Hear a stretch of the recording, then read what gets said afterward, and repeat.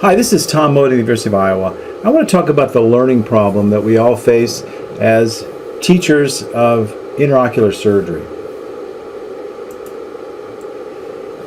Here's some data on the cataract learning curve. You can see on the left some data from the University of Iowa, and on the right some data from Emory University.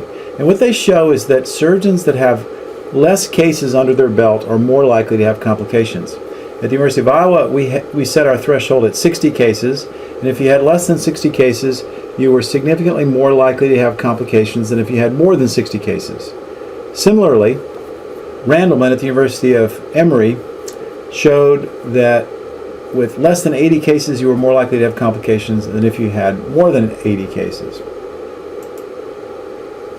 Taravelli at Colorado looked at the various steps in cataract surgery to try to determine which were the steps that were developed first as residents passed through their learning curve. And you can see that capsulorhexis was one of the problems that residents faced first, and that's been my experience as well, that early surgeons most struggle with the capsulorhexis. However, the learning curve is fairly quick on the capsulorhexis, and after 100 cases or so, this seems to be mastered. On the other hand, nucleofractus, or disassembly of the nucleus, is far more difficult for residents to learn, and they're still learning it after 100 or even more than 100 cases. In cataract surgery, bad things can happen quickly. Here's a case of one of our senior residents that's just about to finish the case. It's pretty much all the way done, just getting the lens in position. There's probably not enough viscoelastic in the eye right now. And you'll see in just a second a horrible complication occurred where essentially the entire capsule was removed from the eye. It was sort of a two-stage intracap. Here in slow motion you can see that the Kugelin hook, also known as Diablo's hook, caught the anterior capsule and pulled the capsule out.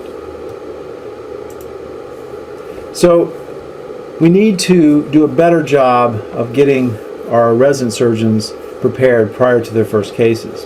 At the University of Iowa, we established an enhanced curriculum several years ago, which included 4 parts. A structured simulation. The residents did parts of cases before they did whole cases, deliberate practice of the capsulorhexis, and then formative feedback rather than summative. As a result of this change, we published a paper which showed that we had a significant impact from this change in our curriculum. The complication rate went down by half because of a change in curriculum. Simply structuring our curriculum and doing more work up front before the first cases made a big difference. Here you can see the data. On the left, I already presented the data with the old curriculum, and the data on the right with the new curriculum, which shows the shift in the learning curve. What's interesting to me is that teachers also have a learning curve. You can see on the right the number of times I placed lenses in the sulcus from 1997, when I first got it started in the teaching business, to 3 or 4 years later. You can see that I was placing less and less lenses in the sulcus because I was having less and less complications from surgery that I was teaching and mentoring. The cost of teaching cataract surgery is also an issue for institutions, and it just has to be dealt with. Taravella, again at the University of Colorado, estimated that the cost of a group of residents learning cataract surgery was over $100,000.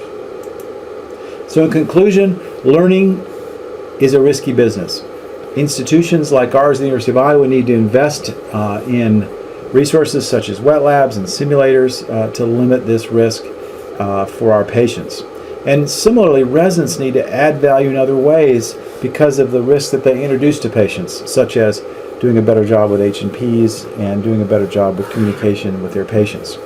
We've shown that structured training clearly works, and I think it's important that all institutions do a good job developing their surgical instructors because they have a learning curve too.